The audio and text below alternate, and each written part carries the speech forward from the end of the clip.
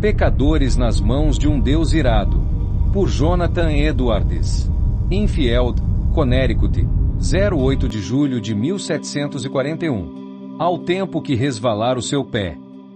Deuteronômio 32, 2.35. Nesse versículo, a vingança de Deus é ameaçada sobre os israelitas ímpios e incrédulos que, embora fossem o povo visível de Deus e vivessem debaixo dos meios de graça, e apesar de todas as obras maravilhosas de Deus em benefício deles, permaneciam, conforme o versículo 28, sem juízo e entendimento.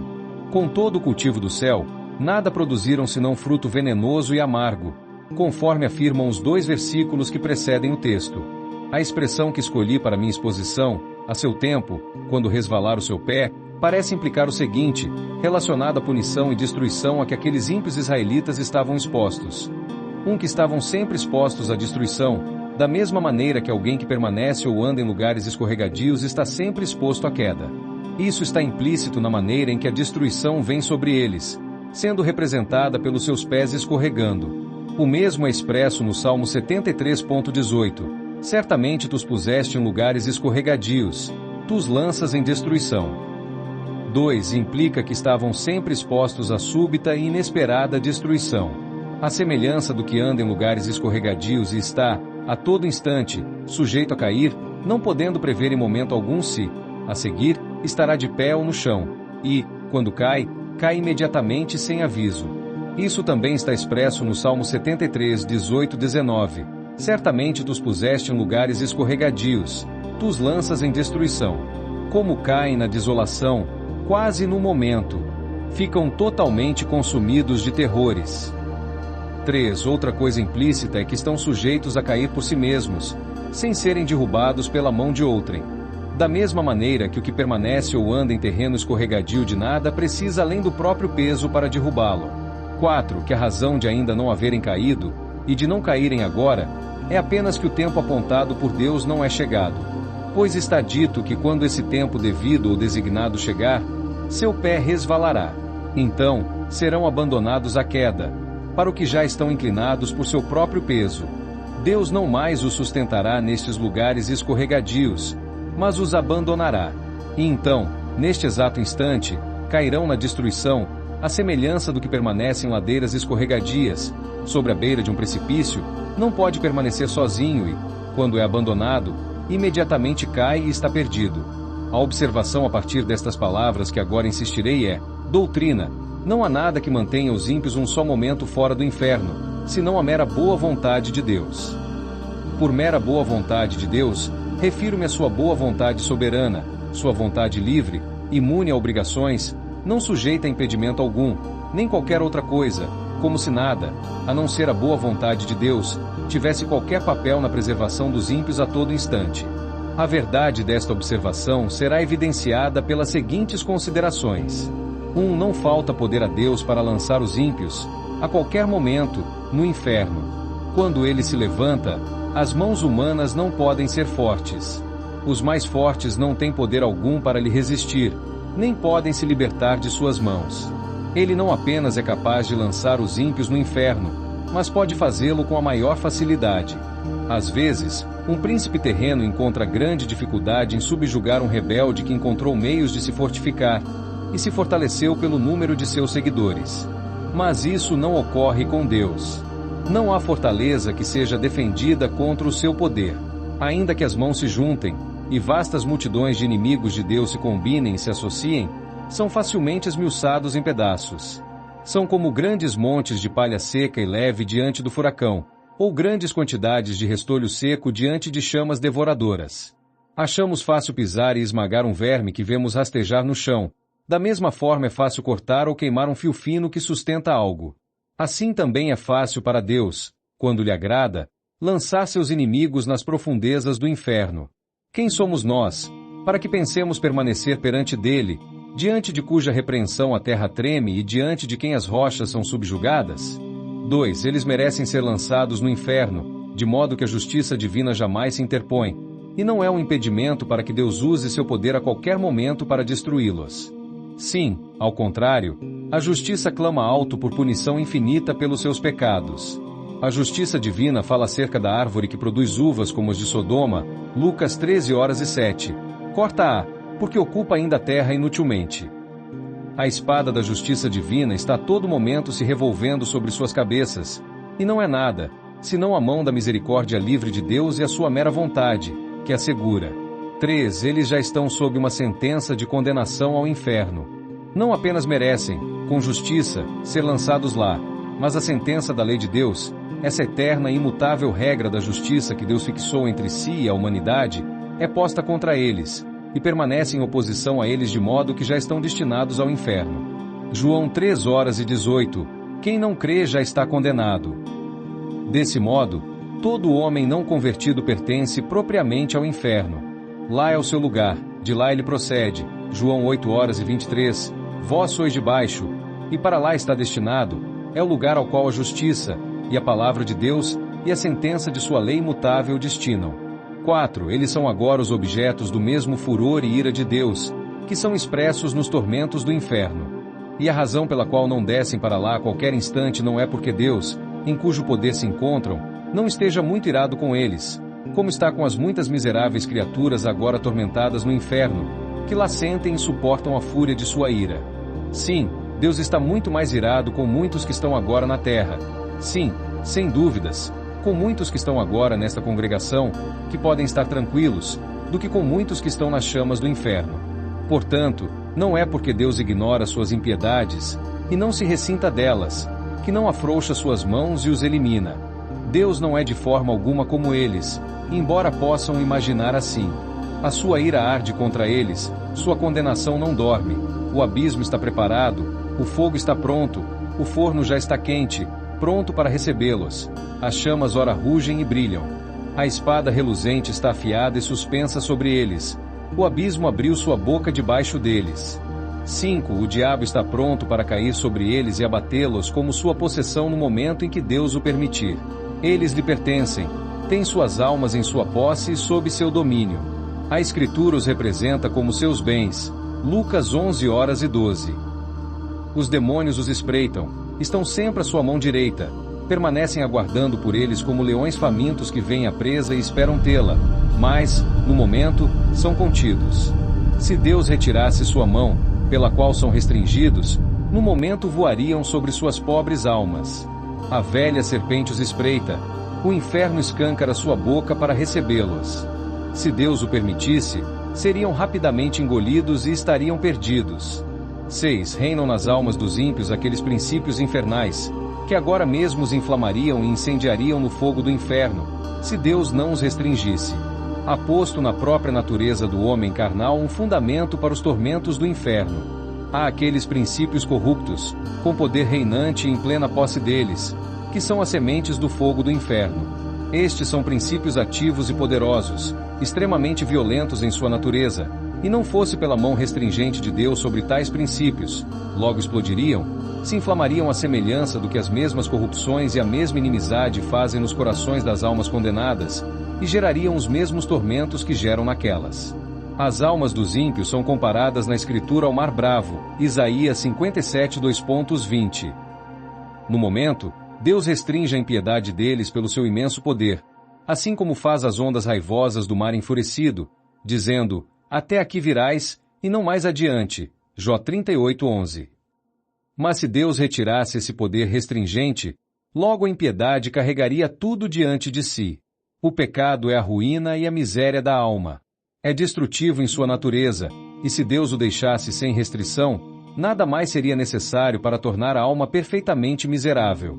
A corrupção do coração humano é ilimitada e desmedida em sua fúria. Enquanto os ímpios vivem aqui, é como fogo preso pelas restrições de Deus. De outro modo, se fosse deixada livre, poria em chamas o curso da natureza. E assim como o coração agora é um poço de pecado, se este não fosse restringido, imediatamente tornaria a alma em um forno ardente, em uma fornalha de fogo e enxofre. 7. Não representa segurança para os ímpios, nem sequer por um instante, que não haja meios visíveis de morte às vistas.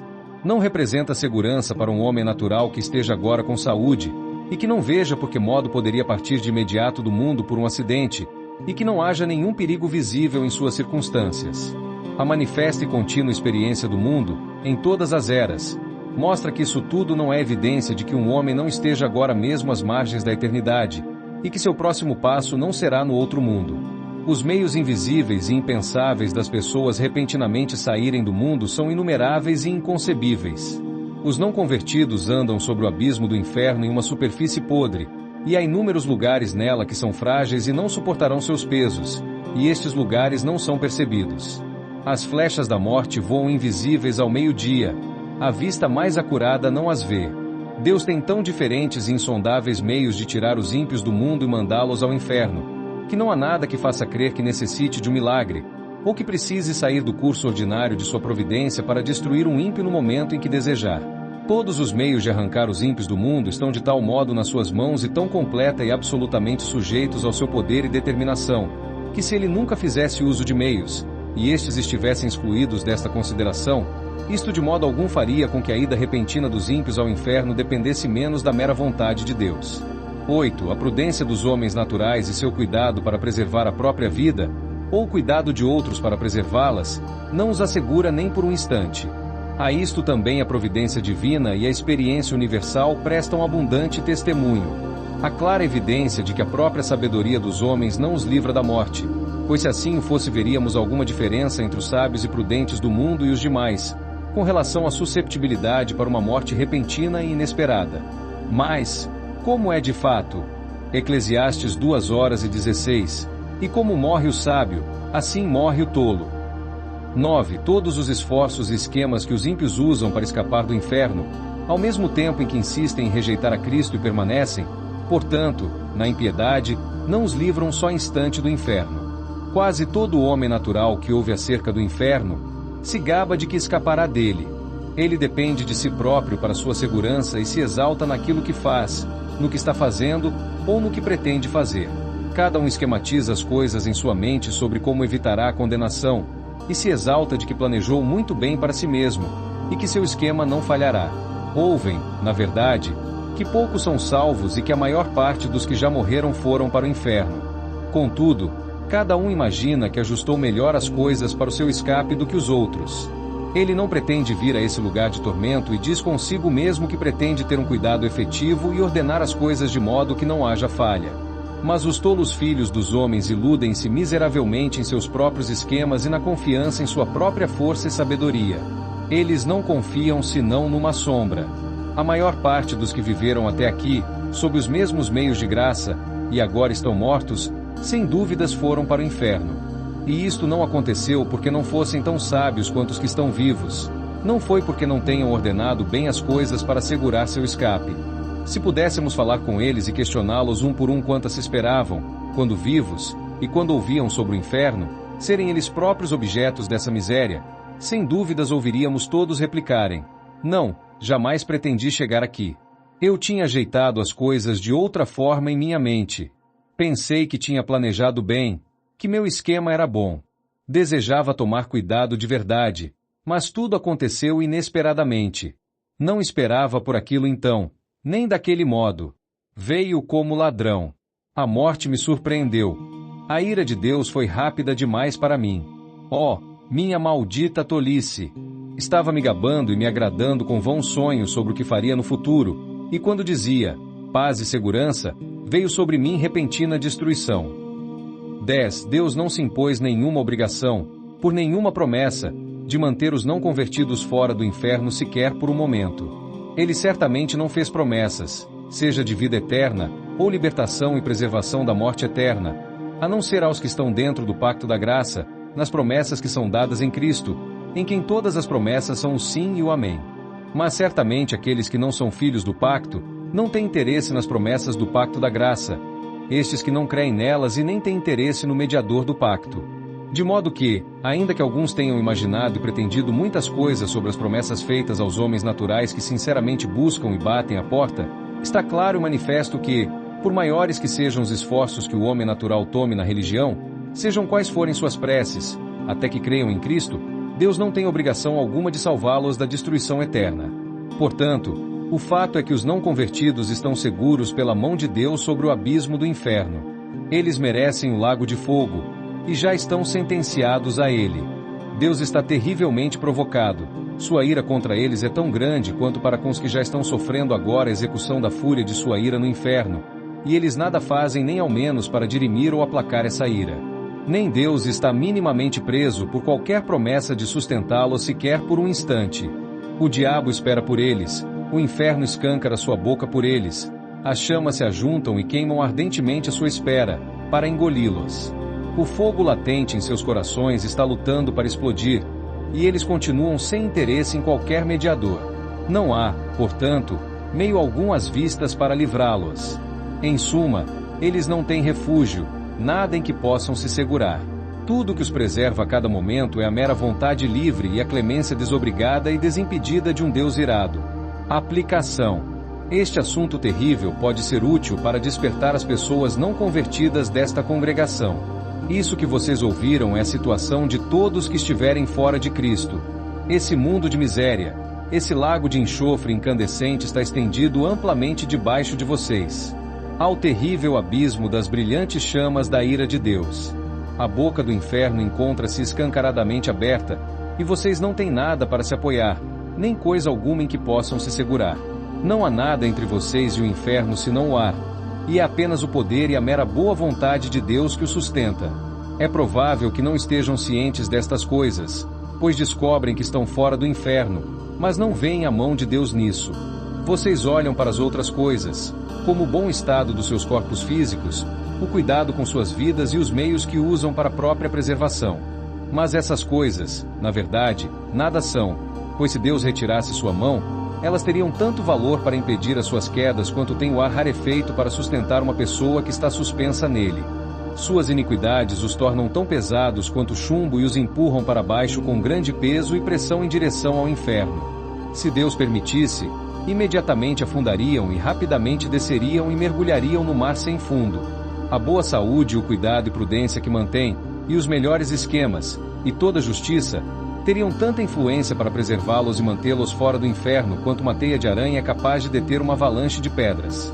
Não fosse pela boa vontade soberana de Deus, a terra não o suportaria por um só momento, pois vocês são um fardo para ela. A criação geme por causa de vocês. Ela está sujeita ao cativeiro da corrupção involuntariamente. Não é de boa vontade que o sol brilha sobre suas cabeças, para que tenham luz para servir ao pecado e a Satanás.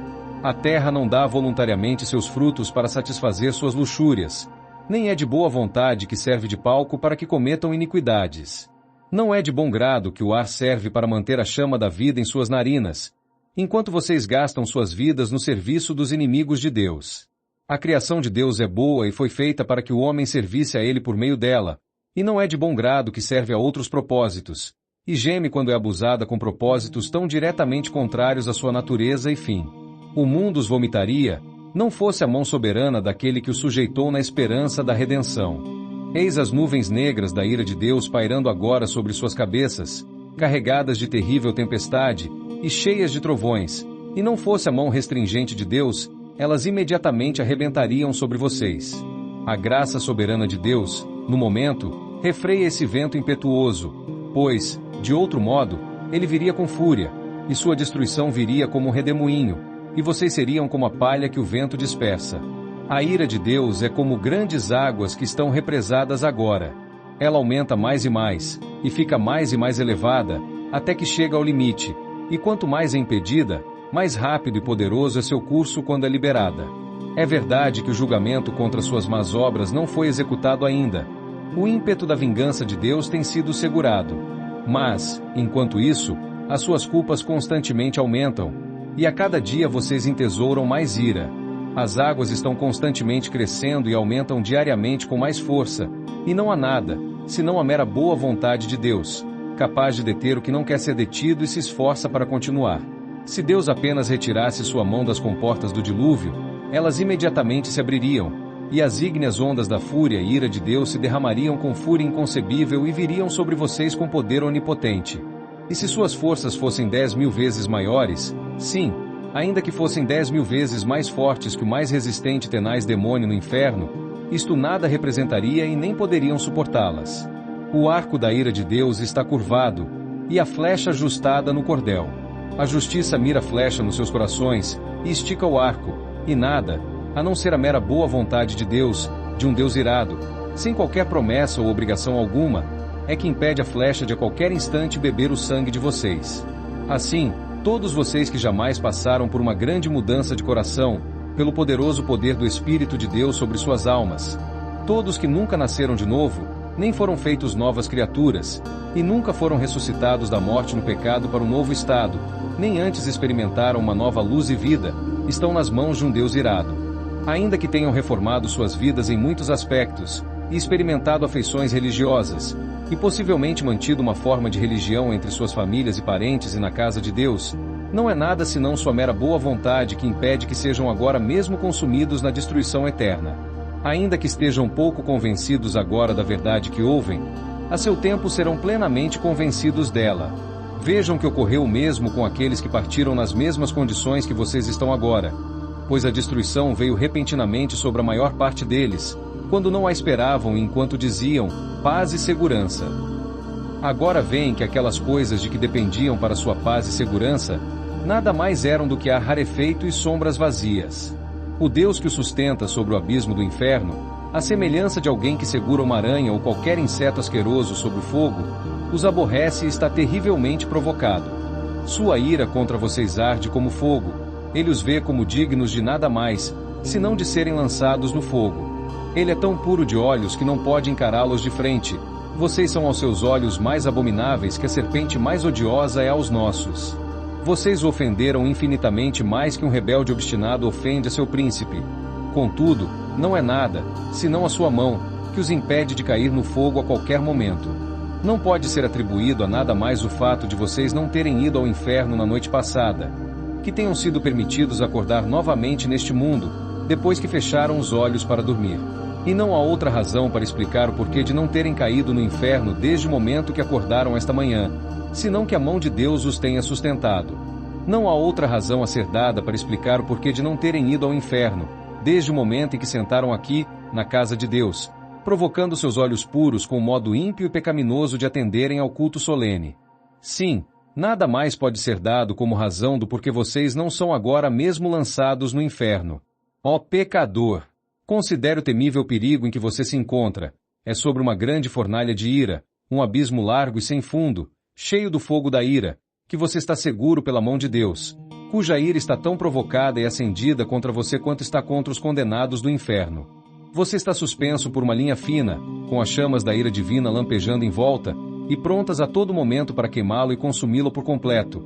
E você ainda não tem qualquer interesse em um mediador, e nada para se agarrar que possa salvá-lo, nada que retire de você as chamas de ira, nada de si mesmo, nada que tenha feito, nem que possa fazer para induzir Deus a poupá-lo um só instante. E considere aqui mais particularmente, de quem é essa ira? É a ira do Deus infinito.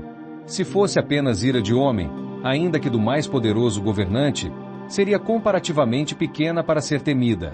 A ira dos reis é muito mais temida, especialmente dos monarcas absolutistas, que têm as posses e vidas de seus súditos completamente em seus domínios, a serem dispostas conforme desejarem. Provérbios 20:2. Como o rugido do leão é o terror do rei, o que provoca a ira peça contra sua própria alma. O súdito que levar à ira um príncipe arbitrário, está sujeito a sofrer os mais extremos tormentos que a arte humana possa inventar, ou o poder humano seja capaz de infligir. Mas o maior dos poderes terrenos, em toda sua majestade e poder, e quando vestidos com os maiores terrores, não são senão frágeis e desprezíveis vermes de pó, em comparação com o grande e poderoso Criador e Rei do céu e da terra. O que eles fazem na sua ira e quando estão revestidos pelo seu furor é pouco. Todos os reis da terra, diante de Deus, são como gafanhotos, são nada e menos do que nada. Tanto seu ódio quanto seu amor são desprezíveis. A ira do grande Rei dos reis é tão superior a deles quanto é a sua majestade. Lucas 12:4-5. E digo-vos, amigos meus, não temais os que matam o corpo e, depois, não tem mais que fazer. Mas eu vos mostrarei a quem deveis temer. Temei aquele que, depois de matar, tem poder para lançar no inferno. Sim, vos digo, a esse temei. 2. É a ferocidade de sua ira que você está exposto. Lemos com frequência acerca da ira de Deus. Isaías 59:18. Conforme forem as obras deles, assim será a sua retribuição, furor aos seus adversários. Assim, Isaías 66:15. Porque, eis que o Senhor virá com fogo, e os seus carros como um torvelinho, para tornar a sua ira em furor, e a sua repreensão em chamas de fogo. Também em muitos outros lugares. Assim, lemos sobre o lagar do vinho do furor e da ira do Deus Todo-Poderoso, Apocalipse 19:15. As palavras são deveras terríveis. Se houvesse sido apenas dito, a ira de Deus, as palavras já implicariam algo que é infinitamente terrível. Mas é a fúria e ira de Deus. A fúria de Deus. A cólera de Jeová. Oh, como deve ser terrível! Quem pode proferir ou conceber o que tais expressões trazem em si? Mas também se diz com frequência, a fúria e ira do Deus Todo-Poderoso. Como se fosse haver uma enorme manifestação de seu grande poder sobre os objetos de sua ira, como se a onipotência pudesse, por assim dizer, encolerizar-se, e ser exercida do mesmo modo que os homens costumam mostrar suas forças quando estão no máximo de sua ira. Então, qual será a consequência? O que será do pobre verme que a sofrerá? Que mãos serão fortes? E que corações suportarão? A que terrível, inexprimível e inconcebível profundidade de miséria as pobres criaturas, objetos dela, serão afundadas. Considerem isso, vocês, que aqui estão hoje e ainda permanecem em um estado não regenerado. Que Deus na execução do rigor de sua ira implica que a executará sem piedade. Quando ele contemplar o extremo inexprimível do seu caso, e ver os seus tormentos como sendo tão vastamente desproporcionais às suas forças, e ver como suas pobres almas estão esmagadas e afundadas, por assim dizer, em um mar infinito. Então, não terá compaixão de vocês, não impedirá a execução de sua ira, nem ao menos afrouxará suas mãos. Não haverá moderação nem misericórdia de sua parte, nem Deus, então, impedirá seu vento impetuoso. Não se preocupará com o bem-estar de vocês, nem de forma alguma será cuidadoso de que não sofra muito de alguma outra maneira. Nada será aliviado, porque seja duro demais para vocês suportarem. Ezequiel 8:18. Por isso também os tratarei com furor. O meu olho não poupará, nem terei piedade, ainda que me gritem aos ouvidos com grande voz, contudo não os ouvirei. Agora, Deus está pronto a ter compaixão de vocês. Este é um dia de misericórdia. Ainda podem clamar agora com algum encorajamento de que obterão misericórdia. Porém, uma vez que o dia da misericórdia tenha passado, seus mais lamentosos e dolorosos clamores e gritos serão em vão, pois estarão completamente perdidos e afastados de Deus, quanto a qualquer preocupação com o bem-estar de vocês. Deus não lhes terá outro uso, a não ser fazer com que sofra a miséria. Continuarão a existir sem nenhum outro propósito, pois serão um vaso de ira preparado para destruição, e não haverá outro uso para esse vaso, senão ser cheio de ira. Deus estará tão longe de apiedar-se de vocês quando clamarem a Ele, que apenas rirá e zombará. Provérbios 25:26. Como são terríveis estas palavras, que são palavras do grande Deus. Isaías 63:3. Eu sozinho pisei no lagar, e dos povos ninguém houve comigo, e os pisei na minha ira, e os esmaguei no meu furor. E o seu sangue salpicou as minhas vestes, e manchei toda a minha vestidura. Talvez seja impossível conceber palavras que tragam em si maiores manifestações destas três coisas, isto é, desprezo, ódio e ira de indignação. Se vocês clamarem a Deus por compaixão, Ele estará tão longe de se compadecer da sua dolorosa situação, ou mostrar-lhes a mínima preocupação ou favor que, ao contrário, apenas lhes esmagará com os pés. E embora saiba que não podem suportar o peso de sua onipotência esmagando vocês, contudo não se importará com isso, mas os esmagará sem piedade, até que sejam esmagados, e o sangue será salpicado sobre suas vestes a ponto de manchá-las por completo. Ele não apenas os odiará, mas os terá no maior desprezo. Não será pensado lugar algum apto para vocês, senão debaixo de seus pés, para serem pisados como a lama das ruas. 3. A miséria que vocês estão expostos é a que Deus infligirá com o propósito de mostrar qual é a ira de Jeová. Deus dispôs em seu próprio coração mostrar a anjos e homens tanto a excelência de seu amor quanto o horror de sua ira. Às vezes, os reis terrenos se inclinam a mostrar como é terrível a ira deles, por meio de extremos castigos que executam naqueles que os provocam. Nabucodonosor, aquele poderoso e soberbo monarca do Império Caldeu, se dispôs a mostrar sua ira quando se enfureceu contra Sadraque, Mesaque e Abednego, e deu ordens para que a fornalha de fogo ardente fosse aquecida 7 vezes mais do que antes. Sem dúvidas, As chamas foram levadas ao máximo da fúria que a arte humana poderia induzi-las. Mas o grande Deus também está disposto a mostrar sua ira e magnificar sua terrível majestade e grande poder nos sofrimentos extremos de seus inimigos. Romanos 9:22. E que direi se Deus, querendo mostrar a sua ira e dar a conhecer o seu poder, suportou com muita paciência os vasos da ira, preparados para a perdição? E, visto que este é seu desígnio, o que já determinou, isto é, mostrar como é terrível sua ira não restringida, a fúria e a cólera de Jeová, ele o fará e levará a cabo. Haverá algo a ser realizado e feito que será terrível para quem o testemunhar.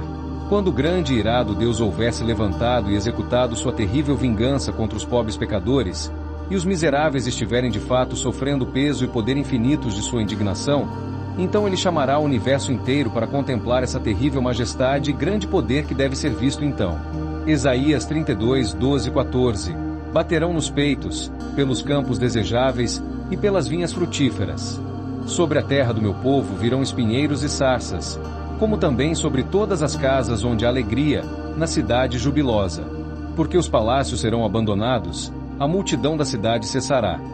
E as fortificações e as torres servirão de cavernas para sempre, para a alegria dos jumentos monteses e para pasto dos rebanhos. Assim ocorrerá a vocês, que estão nesse estado de não convertidos, se nele persistirem. O poder infinito, a majestade e terror do Deus onipotente será magnificado sobre vocês, na força inefável de seus tormentos.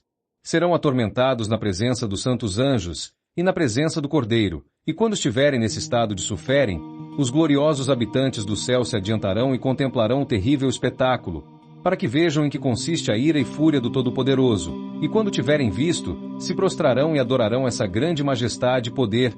Isaías 66:23-24. E será que desde uma lua nova até a outra, e desde um sábado até o outro, virá toda a carne adorar perante mim, diz o Senhor. E sairão, e verão os cadáveres dos homens que prevaricaram contra mim, porque o seu verme nunca morrerá, nem o seu fogo se apagará, e serão um horror a toda a carne. 4. É uma ira eterna. Será terrível sofrer esta ira e fúria do Deus Todo-Poderoso por um momento, mas vocês devem sofrê-la eternamente. Não haverá fim para esta miséria horrível e extrema.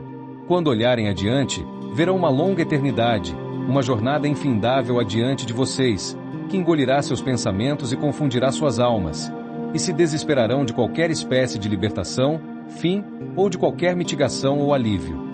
Saberão que deverão suportar longas eras, milhões de eras, em luta e conflito com esta poderosa vingança impiedosa. E então, quando isso acontecer, quando muitas eras realmente passarem desse modo, saberão que isso tudo não representa senão um ponto em relação ao que resta. De modo que o castigo de vocês será de fato infinito. Quem pode expressar qual será o estado de uma alma em tais circunstâncias?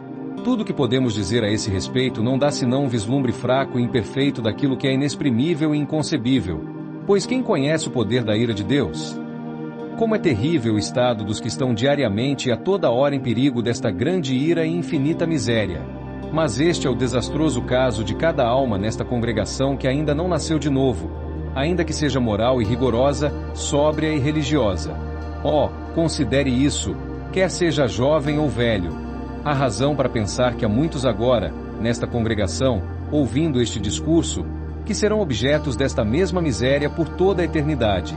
Não sabemos quem são, ou os bancos onde estão assentados, ou que pensamentos agora têm.